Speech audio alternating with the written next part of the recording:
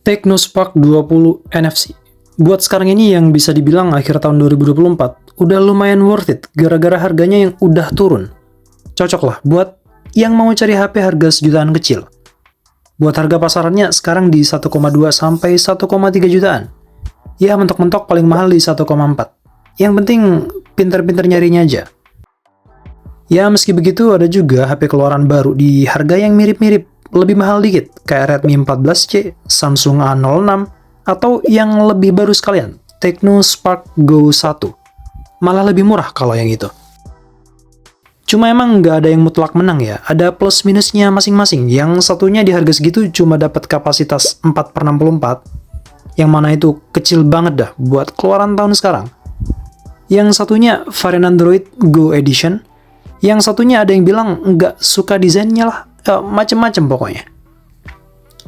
Dan buat HP ini sendiri aku dapat di 1,2 juta dan ya masih segel. Tapi kalau ditanya curiga repack atau enggak di harga yang murah banget segini, ya sebenarnya ada curiga juga sih. Tapi sebagian ada yang bilang emang harganya udah drop kisaran segitu buat akhir tahun ini. Dan kalau ngomongin HP yang laris manis di range sejutaan, si Spark 20 ini juga jadi salah satunya ya. Selain saudara kandungnya sendiri, si Infinix sama itel tentunya. Karena emang secara key spec yang ada di box emang menarik ya, harga segitu dapat setup 8/128. Dimana kebanyakan harga segitu biasanya masih 4/128 atau yang mentok-mentok 6/128. Ditambah NFC pula, dan udah dual speaker. Buat tampilan atau desain ya seperti biasa, pasukan Transsion kebanyakan emang nggak pakai mikir ya buat launching produknya dengan desain modelan begini.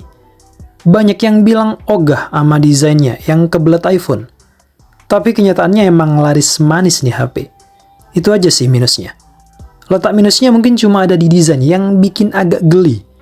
Di sektor lain rada susah emang buat nyari kekurangan HP dengan harga murah tapi paket komplit. Ada sih sebenarnya, build quality HP sejutaan itu rada kerupuk ya. Tapi nggak pantas buat dijadikan faktor kekurangan.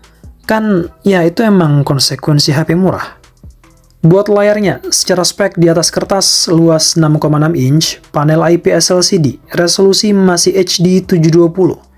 Ya secara kualitas sih biasanya tiap ku pakai HP yang resolusi 720 di layar lebih dari 6,5 inch, berasa kurang tajam. Emang kerasa banget, apalagi dibuat daily. Apalagi kalau udah terbiasa pakai HP resolusi 1080, makin berasa dah tuh. Tapi Tecno masih bermurah hati lah ya, ngasih refresh rate 90Hz. Nice. Oke, kita langsung masuk setting buat cek storage untuk varian internal 128. Biasanya sih HP-HP dari Transsion untuk sistemnya nggak terlalu banyak makan ruang ya. Dan di sini totalnya 19 GB sekian, agak gede ya. Biasanya setahu di 13-an sampai 15 GB-an lah. Dan buat software untuk saat ini ada di Android 13 dan entah juga nanti kedepannya bakal dapet update mayor atau enggak. Tapi kalau dipikir-pikir kayaknya enggak bakal dapet ya. Soalnya udah telat banget sih tahun ini. Tahun ini harusnya udah jadi tahunnya Android 14. Apalagi udah akhir tahun begini. Buat speakernya ini sih yang bisa dibilang nilai plus gara-gara udah dual speaker. Cuma kalau dari hasil tebakan sih kualitasnya bakalan sesuai lah sama harganya. Nggak bisa berharap lebih. Kalau ngomongin kamera HP di harga segini, kayaknya nggak bakal beda jauh sama HP-HP sejutaan lain yang pernah ku coba, baik kualitas dari hasilnya maupun fitur-fiturnya. Soalnya orang beli HP sejutaan mah paling cuma buat HP kedua, atau emang user yang nggak mentingin hasil kamera, yang penting berfungsi. Cek kamera video untuk Technospark 20 NFC. Jadinya kira-kira seperti ini. Untuk hasil perekaman videonya sekaligus audionya. Yap, mau tangan juga berusaha buat sestabil mungkin tapi tetap masih ada guncangan ya. Tapi untuk hasil perangkapan audionya kira-kira gimana? Seharusnya sih bakalan jelas banget ya. Soalnya HP-HP sejutaan zaman sekarang udah pada bagus penangkapan suaranya. Terus buat chipsetnya, pakai MediaTek Helio G85 yang banyak juga dipakai di HP-HP sejutaan dari brand lain. Lemot sih enggak, ngebut juga enggak, pas-pasan aja. Cuma ketolong karena harga HP-nya yang murah banget. Sejuta kecil Helio G85 asli, udah bersyukur banget sih.